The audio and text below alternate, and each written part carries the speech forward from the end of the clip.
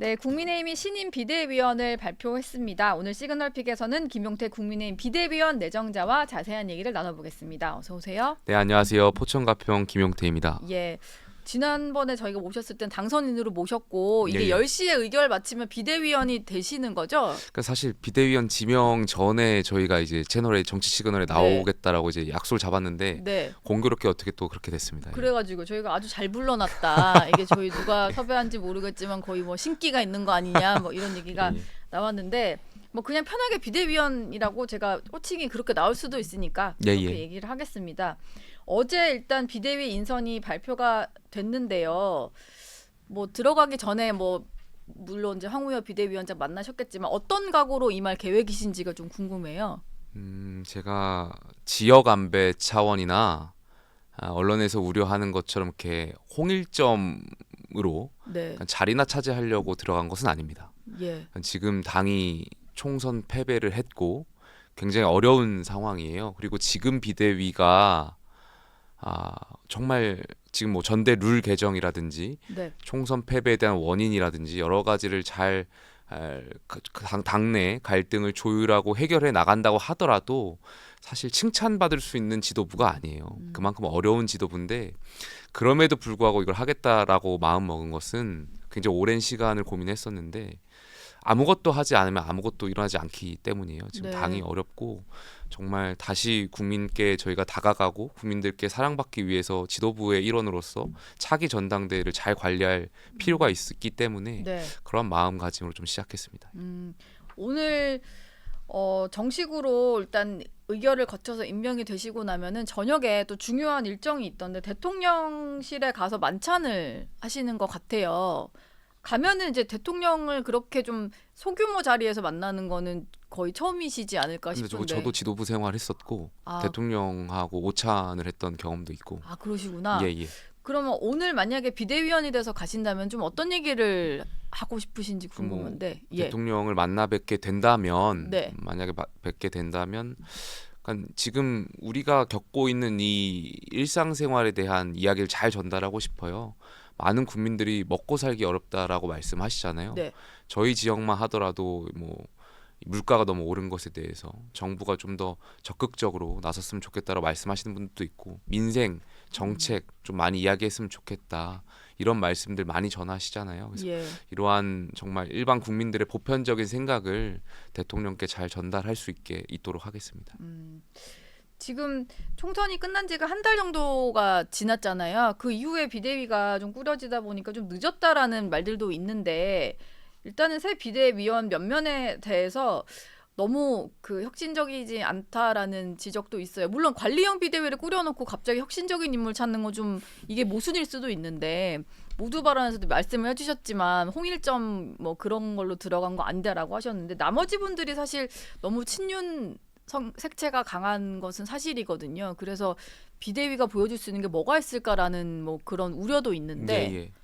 면면에 대해서는 좀 어떻게 보셨어요? 언론은 당연히 이제 권력 견제하고 하는 측면에서 우려를 전달하는 시각이 있다라는 것 잘 알고 있고요. 네, 저희 이번에 이제 함께 하시게 될 비대위원 모두 다 굉장히 위기감을 갖고 있으실 거라고 생각해요. 저희가 이번에 총선에서 참패를 당했고 그렇다면 말씀하셨던 것처럼 전당대회를 관리하기까지 안정적이고 나름대로 또 전당대회 룰도 개정해야 되고 이 총선 참패에 대한 원인도 분석을 같이 해야 되고 그 위기감 속에서 아마 비대위원직을 쉽게 수락하진 않으셨을 거라고 생각해요. 그래서 네, 그런 우려들이 있지만 아마 다들 뭔가 혁신해야 된다라는 생각들을 가지고 있으실 거고 저도 비대위원 지명 받기 전에 언론에서 전당대회 룰 개정과 관련해서 여러 차례 의견을 피력한 바가 있고 네. 그럼에도 불구하고 지명을 하셨다라는 것은 그 전당대회 룰에 대해서도 아마 주류 생각도 다르지 않을 거라고 저는 생각하거든요. 그리고 그런 논의를 하고 그런 역할을 해달라고 저를 선택하신 거라고 알고 있고 다른 비대위원들도 아마 마찬가지일 거라고 생각합니다. 그래서 물론 많은 우려가 있고 네. 뭐 시작하는 단계에서 이렇게 프레임을 가지고 보실 수는 있겠지만 그렇게 되지 않도록 아마 비대위원들도 다 위기감을 가지고 시작할 거라는 것 좀 말씀드리고 싶습니다. 그러니까 사실은 그 천목회 있잖아요. 예, 원외 예. 낙선자들 모임 3040 세대가 좀 모여 있어서 그나마 낙선 이후에 좀 가장 활발하게 활동하는 모임이 아닐까 싶은데 천목회에서 황우여 비대위원장도 만났었고 그러다 보니까 그쪽 멤버 중에 한 명은 들어갈 거라는 얘기가 있었거든요. 그래서 여기가 왜 빠졌을까? 왜 배제된 걸까? 그런 좀 궁금증도 있는데 혹시 왜 천목회가 배제됐는지에 대해서 좀 아시는 게 있을까요? 글쎄 왜 인사라는 것은 예. 뭐 비대위원장의 지명 권자시고 거기에 대해서 많은 고민이 있으신 걸로 알고 있어요. 또 제한된 숫자가 있다 보니까 아마 여러 가지를 폭넓게 고민한 다음에 결정하신 거 아닌가에 대한 생각이 있고, 물론 이제 원외위원장이라는 분들 당연히 그분들의 목소리도 중요하고 그분들의 활동도 굉장히 중요하다라고 생각해요. 특히 저희가 이번에 총선에서 좋은 성적을 받지 못했기 때문에 네. 낙선자와 원외위원장의 이야기를 듣는 거 굉장히 중요하다라고 생각하고 있어요. 비대위원으로 모시진 못했지만 네. 그분들과의 소통이라든지 그분들의 목소리를 또 잘 전달받아서 저도 역할할 수 있도록 하겠습니다. 아까 전당대회 룰 얘기를 잠깐 해주셨는데요. 비대위에 좀 포함되신 분들, 비대위원이 되신 분들 보면은 평소 얘기를 들어보면 전당대회 룰 바꾸는 거에 좀 부정적인 생각이셨던 분들도 좀 있거든요. 그러다 보니까 얼마 고치지 못할 것 같다라는 생각도 좀 있는데 네네. 김용태 최고위원이 보시기에는 좀 바뀔 수도 있다. 아니면 바뀌자고 좀 적극적으로 목소리를 내겠다 이런 입장이신 건가요? 저는 전당대회 룰 개정에 대해서 의견을 피력한 바 있고 또 그게 네. 맞는 방향이라고 생각해요. 왜냐하면 한국을 비롯해서 대한민국을 비롯해서 대부분의 세계 각국의 각 정당들은 물론 당원들의 활동에 의해서 당이 지탱되어 와요. 예. 그거 맞는 방향이에요. 그러나 또 한편으로는 이 정당이라는 것이 결과적으로는 국민을 위해서 존재하는 거거든요. 네. 국민과 더 가까이 가기 위한 그런 역할들을 해 나가는 것이 굉장히 중요한 거라고 생각하고 있고, 이번 전당대회 룰 개정과 관련해서 저희가 과거에 민심을 반영해서 치렀던 전례도 있고요. 그렇게 네. 해왔던 전통이 있잖아요. 예. 그래서 이번에는 다시 그러한 전통을 따라야 될 필요가 있지 않나. 특히나 이번은 정말 비상 상황이고 국민들의 마음을 더 가까이 가고 더 많이 국민들의 마음을 사기 위해서라도 네. 민심을 반영해야 될 필요가 있지 않나. 그리고 여당의 전당대회는 저는 국민 전체에 대한 축제가 되어야 된다고 생각하거든요. 네. 이 전당대회에서 국가에 대한 비전, 그다음에 이 어떻게 보면 국민을 위해서 미래 어젠다들에 대한 가치적인 측면에서 전당대회 당권 주자들 이야기를 하고 활발하게 토론을 해야 된다고 생각해요. 네. 그렇게 하기 위해서라도 저는 민심이 들어가야 되지 않나 생각합니다. 그러다 보니까 뭐 5대5 정도 얘기하는 분도 있고 5대5는 좀 너무 많고 7대3 정도가 적당하다. 뭐 과거에 뭐 7대3 했던 적 있으니까 그런 얘기도 있는데 어떻습니까? 민심이 많이 들어가야 된다라고 하면 5대5보다 민심 반영 비율이 더 높아도 되는 거 아니에요? 그렇지만 또 당직 선거고 예. 책임 당원분들에 대한 효능감도 분명히 필요한 거고 네. 그분들의 또 의사도 굉장히 중요한 것이거든요. 그래서 적당한 균형점을 찾아가는 게 굉장히 중요한 것 같아요. 그래서 네. 물론 저도 이제 5대5도 말씀드린 바가 있는데 5대5면 더 좋은데 뭐 3대7 정도라도 민심이 충분히 반영될 수 있는 부분이 있기 때문에 네. 중요한 것은 민심이 들어가는 것 그 지점에 있을 것 같습니다. 예. 어쨌든 지금 당신 100 룰은 좀 바뀌어야 된다. 네, 이거 저는 명확한- 바뀌어야 된다고 생각하고 있습니다. 네. 관리형 비대위로 일단 출범을 하게 되었고 그러다 보니까 직전 한동훈 비대위랑은 많이 다를 텐데 그렇다면 이번에 황우여 비대위는 좀 어떤 점에 좀 집중을 해서 전당대회 준비 말고요. 그래도 2달간의 어떤 당 운영을 해야 되는 거잖아요. 어떤 좀 차별화를 두고 활동을 할까요? 각 비대위마다 설치되는 목적이 있을 거예요. 그리고 사실 집권 여당이 안정감을 찾아야 되는데 계속해서 비대위가 설치되고 또 비대위가 오래 가는 것은 좀 저는 개인적으로 적절치 못하다라고 생각하고 있어요. 그래서 이번 비대위는 새로운 전당대회를 준비하는 비대위고 네. 빠르게 준비하고 또 총선에서 저희가 패배했잖아요. 네. 각 어떤 구성원들 간의 의견들이 굉장히 다양할 거고 지금 총선 백서 TF가 가동 중인데 이 백서 TF하고도 유기적으로 원인을 잘 찾아가고 그 구조적인 문제를 잘 해결할 수 있도록 안정감을 찾아가는데 가장 주안점을 좀 둬야 될 것 같습니다. 예. 그러다 보니까 황우여 비대위원장이 전당대회 시점 얘기를 하셨다가 네네. 그거 가지고 또 한참 혼란이 있었거든요. 8월 얘기를 하셨다가 네네. 그건 너무 늦다라는 지적이 나왔는데 김용태 최고 보시기엔 8월 너무 늦는 건가요? 전당대회? 물리적으로 근데 말씀하셨을 거예요. 네. 그러니까 저희가 전당대회를 하는데 필요한 날짜가 한 60일 정도가 소요될 겁니다. 2달 정도가 소요될 것이고 거기에 전당대회 룰 개정과 관련해서 네. 이게 비대위원들만 가지고 결정할 수 있는 부분은 아닌 거잖아요. 예. 다양한 구성원들의 의견 수렴 절차를 거쳐야 되고 그 의견 수렴 절차를 거치고 갈등을 조율하고 또 그것을 절차적으로 통과하는데도 한 2주 정도 걸리지 않을까 개인적으로 네. 생각이 들어요. 예. 그렇다면 벌써 역산한다고 하더라도 6월 달은 어렵다라는 것은 이해하실 거고 네. 그렇게 되면 7월 8월 정도는 되어야 되지 전당대회를 치를 수 있지 않을까 물리적인 적으로 봤을 때 말씀을 드리고 싶습니다. 민주당 전당대회 시점과 맞춰서 8월 말로 하자. 뭐 이런 얘기가 비대위 내부에서 나온다면은 좀 뭐 거기에 찬성을 하시겠습니까? 그건 너무 늦는 시점인가요? 글쎄요 그 부분에 대해서는 좀 더 의견을 좀 모아봐야 될 것 같아요. 예, 예. 예. 알겠습니다. 비대위가 꾸려졌는데 차기 당대표 얘기를 관심 갖는 분이 많아서 이 얘기를 좀 하게 돼서 죄송합니다만 어쨌든 비대위도 전당대회를 잘 준비하기 위한 비대위 활동을 하실 거니까 지금 당대표 후보로 누가 나올 것이냐 이게 한참 화제인 것 같아요. 근데 지금 현재 당 내부 인사는 아닌 두 분이 좀 화제인데 한동훈 전 위원장 같은 경우는 도서관에서 목격이 되면서 이게 또 네네. 화제였고 네. 유승민 전 의원 같은 경우는 팬카페 미팅을 했어요. 이게 주요 정치적 결정을 할 때마다 하는 그런 행보인데 뭐 도서관에서 목격이 되고 팬카페 미팅하고 이런 정도로 뭐 두 사람이 활동 재개했다라고 볼 수 있을지는 모르겠지만 이게 당대표 행보 시작했다라고도 볼 수 있지 않을까 싶은데요. 어떻게 보셨습니까? 글쎄요, 뭐 계획된 일정을 소화하신 거 아닐까 생각이 있고요. 뭐 네. 유승민 전 대표 같은 경우 이 팬 미팅이라는 게 언론을 통해서 확인해 보니까 오래 전부터 계획하신 걸로 알고 있어요. 다만 이제 시기적으로 전당대회를 앞두고 있고 네. 두 분 다 유력한 언론에서 이제 하마평에 오르는 당권 주자이시기 때문에 아마 집중이 되시는 것 같은데 저는 개인적으로 이제 비대위원회 지명됐고 이제 비대위원을 절차적으로 승인받게 된다면. 지도부의 일원으로서 좀 기분 좋은 것 같습니다. 저희가 전당대회가 흥행되어야 되는 것은 굉장히 중요한 거고 네. 굉장히 많은 당권 주자들이 여기에 대해서 좀 이야기가 올라내리고 네. 이러한 것들은 제 지도부의 일원으로서는 굉장히 긍정적으로 보고 있다 이런 말씀 좀 드리고 싶어요.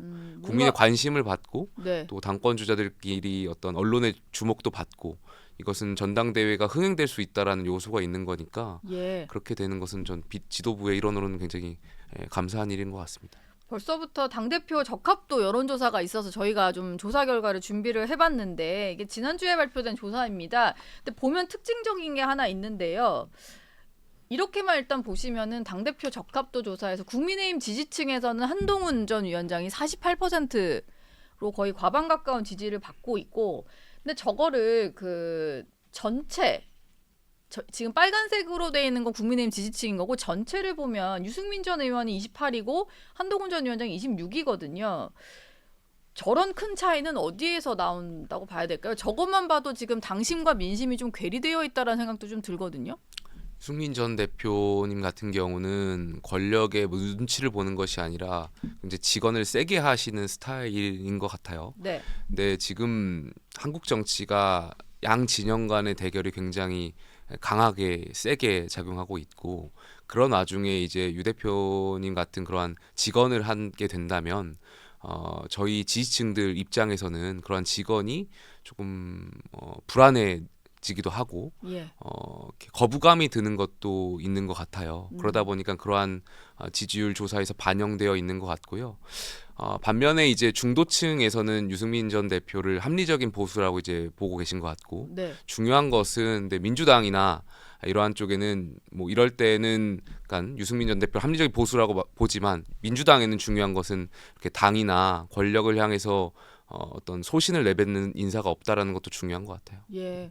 민주당은 지금 당대표 후보군이랄 게 별로 없는 상황에서 이재명 대표 연임을 논의하는 그런 예, 예. 중이다 보니까 좀 비교는 많이 되는 것 같은데 저렇게 유승민 전 의원이 여론조사에서도 좀 높은 지지를 이게 당 지지층 사이는 아니면 전국적으로 이제 전체적으로 봤을 때는 지지를 받는 상황이면 여기도 좀 나올 가능성이 높아지고 있다라고 봐야겠죠. 유승민 전 대표 언론을 통해서 인터뷰하시는 거 보면 고심 중인 걸로 알고 계시고 네. 또 유승민 대표 같은 경우는 이제 지난 대선 이후로 정치 활동 같은 것을 활발하게 하시지 못하는 측면이 있잖아요. 그러다 보니까 또 다른 이제 대권을 꿈꾸고 계신다면 아마 이번 전당대회를 통해서 승패와 상관없이 예. 뭔가 당원과 지지층들한테 역할을 하려고 하시지도 않을까에 대한 개인적인 추측이 있는데 그것도 좀 지켜봐야 될 것 같습니다. 제가 요즘에 여기 정치 시그널 나오는 국민의힘 의원들이나 당선인들을 뵈면 늘 공통 질문처럼 하는 얘기인데 의견이 다 분분하더라고요. 한동훈 전 위원장이 이번 전당대회에 나와도 되느냐, 나올 만한 타이밍이냐에 대한 질문을 드리거든요. 김용태 당선인 보시기에는 어떠세요? 근데 저 지지율 조사를 보고 저도 조금 놀랐는데 예, 제가 지난번에 채널에 나와서도 이런 말씀 드렸습니다. 지지율이 깡패다. 네, 그러니까 저렇게 지지율이 높게 나오면 본인의 권력 의지와는 상관없이 굉장히 많은 주변의 인사로부터 전당대회 출마를 권유받으실 거고 저는 이제 지도부의 일원으로서 당의 입장에서 한동훈 위원장 출마가 전당대회 흥행 측면에서는 좋다라고 생각되기 때문에 네, 개인적으로 이제 출마하셨으면 좋겠다라는 생각이 있는데 다만 한동훈 위원장은 개인적으로 한동훈 위원장 입장에서 생각해 본다면 그분은 이제 대권을 또 고민하실 거 아니겠습니까? 근데 네, 이번에 지도부에 출마하셔서 당대표가 되신다고 하더라도 대권까지는 좀 긴 시간이 남아 있고 그렇게 되면 여러 가지 또 리스크에 직면할 수가 있거든요. 뭐 차기에 또 재보궐 선거가 있고 그 재보궐 선거를 또 지휘해야 되는 지도부고 그렇게 되면 지금 상황에서는 녹록지 못하잖아요, 여당이. 네, 여기에 대해서 또 책임져야 될 상황들이 올 수가 있고 그러다면 좀 여러 가지를 좀 고민하셔야 되지 않을까. 그래서 사실 정치 문법에는 맞지는 않죠. 다시 또 출마하는 것이. 네. 그렇지만 또 그걸 또 해내는다면 또 대권 주자로 또 우뚝 솟을 수 있기 때문에 한동훈 위원장도 여러 가지 측면에서 고민이 많으실 것 같아요. 근데 당을 위해서는 네, 출마하는 게 좋다라고 흥행을 생각합니다. 위해서 예. 예. 흥행 말고 진짜 당의 발전을 위해서도 좀 필요하다고 보십니까? 한동훈 전 위원장의 존재가요? 한동훈 전 위원장은 지난 총선에서 선거를 지휘하면서 저는 충분히 역할을 하셨다라고 생각해요. 네. 무슨 말씀이냐면 처음에 비대위원장 오셨을 때 야당이 윤석열 정부의 뭐 직언을 못할 거다. 그리고 윤석열 대통령의 황태자라는 프레임을 씌우면서 굉장히 활동 반경에 제약을 주었잖아요. 네. 근데 그럼에도 불구하고 한동훈 전 위원장은 대통령과의 관계에서 나름대로 정부를 위해서 이야기도 많이 했고 또 정부를 위해서 또 쓴소리도 했고 국민의 상식을 잘 전달하기 위해서 여당의 지도부가 굉장히 어려워요. 네. 이 정제된 언어로 잘 표현을 해야 되는데 그러한 역할을 잘 해주신 것 같아서 뭐 한동훈 전 위원장이 당 대표가 된다고 하더라도 저는 예. 충분히 역할을 해주실 수 있지 않을까에 대한 생각이 있습니다.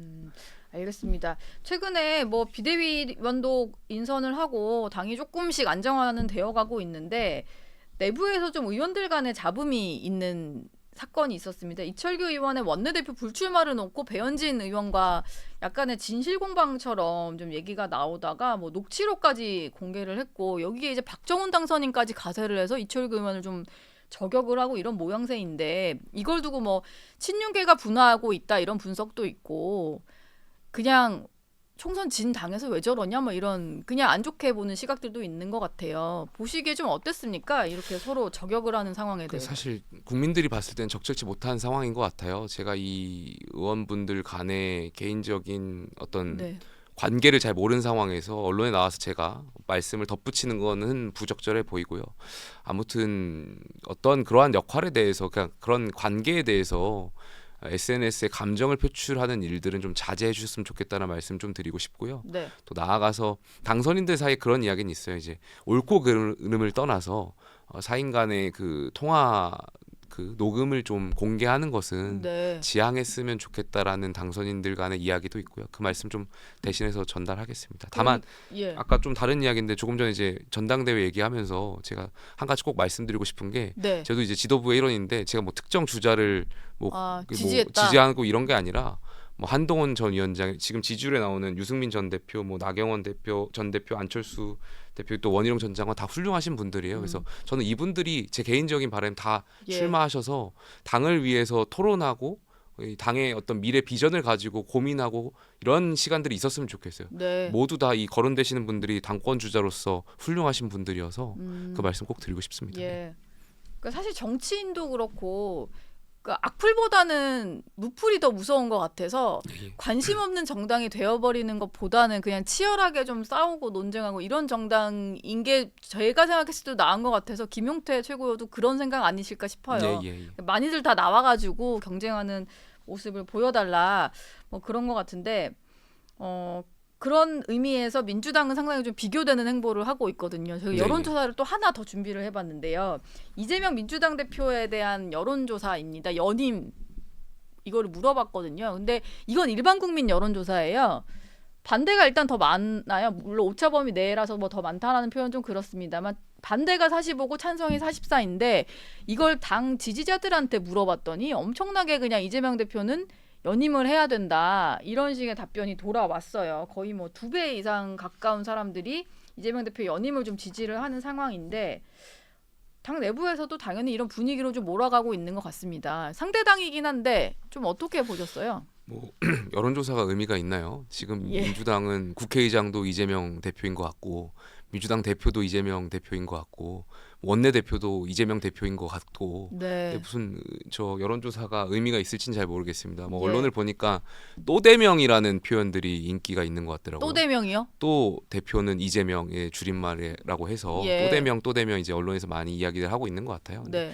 이재명 대표 같은 경우에도 지난번 전당대회 민주당 전당대회에 출마했을 때 사실 정치 문법이 파기됐던 거잖아요. 네. 대선에서 패배했고 좀 전당대회를 쉬어갈 필요가 있지 않느냐에 대한 당내 의견들도 있고 뭐 당 안팎에 많은 분들이 이제 조언하셨던 걸로 알고 있는데 그럼에도 네. 불구하고 당 대표에 출마하고 되신 거고 아마 그러한 연장선에 봤을 때 또 한 번 출마하시려는 생각들이 강하지 않으시겠어요. 지금 와서 당 대표를 쉬려고 한다면 본인 입장에서 뭐 방탄을 위해서 출마했다고 저는 이야기했었는데 네. 그 측면에서 이번에 또 당 대표가 되어야 본인이 사법부의 판단을 앞두고 있는 상황에서 사법부를 압박하고 또 각종 뭐 황운하 특검이라든지 조국 특검이라든지 정권을 압박하고 민주주의를 압박하려고 하지 않겠어요. 네. 저는 출마하실 것 같다라는 생각이 있어요. 저기에 좀 반대 목소리는 전혀 안 나오는 상황인데 당분간은 좀 나오기 어려울 거다라는 관측들도 있거든요. 김용태 최고가 보시기에도 민주당이 지금 이제 뭐 어깨 넘어 이렇게 봤을 때 민주당 분위기가 뭔가 이재명에게 반기를 드는 목소리는 나오기 쉽지 않은 그런 상황인 건가요? 지금 구조가 쉽지가 않은 구조죠. 제가 뭐 민주당 당선인들을 뭐 비판하려고 하는 것이 아니라 네. 그 권력 구조가 지금 그렇게 되어 있어요. 이재명 대표의 일극 체제로 되어 있고 지금 당선인들 같은 경우 당 대표라든지 원내 대표도 이재명 대표의 측근이 되어 계시고 지도부 자체가 지금 친명 일색이고 또 이번에 공천 과정에서도 보면 친명 분들이 대부분 많이 받으셨잖아요. 네. 당선인들도 친명의 색깔이 강하실 거고 지금 상황에서는 아마 이재명 대표한테 서로 잘 보이기 경쟁을 해서 조금 더 유리한 어떤 그런 입장을 가져가려고 하지 않을까에 대한 생각이 있고 네. 그런 측면에서 굉장히 아쉬운 또 이야기를 또 드릴 수밖에 없죠. 민주당도 과거의 민주당은 그랬던 민주당이 아닌데 네. 지금은 좀 권력에 이렇게 아부하려고 하고 줄서기만 하려고 하는 것 같아서 안타까운 측면이 있다 말씀 좀 드리고 싶습니다. 지금 그러다 보니까 뭐 거의 단일 대우 수준으로 범야권이 좀 똘똘 뭉쳐서 더 어려운 이제 여당 입장에서 더 어려운 국회가 되지 않을까라는 생각인데 당장 이제 최상병 특검법을 놓고 그 범야권은 엄청나게 뭉치는 상황이거든요. 주말에는 그 대통령실 앞에 가가지고 야권의 6개 정당이 단체로 기자회견을 했더라고요. 일단 거부권을 행사할 것 같기는 합니다. 대통령이 그 신년 그 취임 2주 전 회견에서도 설명을 했었잖아요. 근데 김용태 최고가 보시기에 계속 이렇게 강하게 밀어붙이는 상황이고 대통령은 입장을 밝혔는데 이게 좀 어떻게 해결이 되는 게 맞을 거라고 보세요? 저는 이 최상병 건과 관련해서 야당 정치인들이 진상규명을 하고자 하는 그 진정성을 의심하고 싶지 않아요. 네. 분명히 이 진상규명에 대한 의지가 있으실 텐데 근데 지금 말씀하셨던 것처럼 대통령께서도 공수처 수사를 힘을 실어주셨고 네. 만약에 수사가 미진하면 본인께서 직접 특검을 요청하겠다는 말씀까지 하셨잖아요. 네. 근데 그럼에도 불구하고 이러한 상황에서 또다시 민주당이 천막농성을 한다라는 것은 결국에는 특검을 다른 다른 정치적으로 이용하려고 하는 것 네. 아닌가에 대한 의구심을 가질 수밖에 없어요. 그래서 이러한 행동들이 계속 이어진다면 그 진상 규명에 대한 야당의 진정성도 훼손될 거고요. 좀 지금은 좀 컴다운 하셔가지고 그 진상 규명에 좀 힘을 실어주실 때가 아닌가 생각됩니다. 그러니까 대통령의 말을 좀 못 믿겠다는 것 같은데 뭔가 나중에 정말 수사 결과 미진하면 내가 먼저 앞장서서 특검을 요구하겠다라는 대통령의 말을 못 믿으니까 저러는 거 아닐까 싶은데 그러니까 이 예. 유가족이나 이 네. 관련한 분들, 뭐 관계자 분들의 그 마음이 얼마나 애가 타시겠어요. 하루라도 빨리 진상 규명을 해야 해서 정말 이분들의 명예를 다시 바로 잡아 드려야 되는 거잖아요. 네. 그러니까 거기에 있어서 민주당도 지금 상황에서 어떤 것이 진상 규명하는데 가장 빠른 길인가를 좀 고민하셔야지. 이 최상병권을 가지고 계속해서 정권을 압박하고 정치적으로 이용하려고 한다면 그거는 국민을 위한 길이 아니라는 것 민주당도 좀 아셨으면 좋겠어요. 예. 이분 얘기도 좀 안 하고 가면은 서운하니까 한번 여쭤봐야 될 것 같은데 그 집회에 개혁신당 이준석 대표도 참석을 했거든요. 최상병 특검법 수용 촉구 기자회견 하는 장소에. 근데 이준석 대표한테 제가 물어본 게 조국 대표와 같이 뭐 기자회견도 하고 이러길래 이준석과 조국의 어떤 그 두 사람이 함께 있는 모습은 상상하기 힘들었는데 둘은 대체 어떤 관계인 거냐, 관계 설정을 어떻게 했냐라고 물어봤더니 이런 비유를 했습니다. 조국 대표와 이제 이준석 뭐 나는 이제 한일 관계에 비교될 정도로 정책 면에서 다르지만 외계인 침공에는 함께 싸워야 된다. 이제 마치 윤석열 대통령을 외계인에 좀 빗대면서 엄청난 이제 함께 싸워야 될 적이 있을 때는 뭉칠 수밖에 없다. 이런 비유를 했거든요. 이 말에 대해서는 좀 어떻게 그러니까 뭐 이전 돌려드리고 대표도 싶으신지. 예. 이준석 대표도 마찬가지로 이 진상 규명에 대한 진정성이 분명히 있을 거예요. 그래서 이제 함께 하는 걸로 알고 있는데 네. 다만 지금 야권을 보면 죽창가를 다시 부르고 탄핵 시즌 2를 부르짖는 상황이잖아요. 네. 그러니까 이준석 대표도 다시 보셔야 될 게 어느 쪽이 외계인인지를 다시 한번 파악하셔야 되지 않을까 예. 생각이 돼요. 혹시 본인께서 외계인 쪽에 가 계신 건 아닌가 그런 생각도 한번 네. 진지하게 하셔야 되지 않나 생각됩니다. 예. 누가 외계인인지를 좀 예. 잘 보아라라는 말씀이셨습니다. 지금까지 국민의힘 김용태 신임 비대위원과 얘기 나눴습니다. 오늘 말씀 고맙습니다. 감사합니다.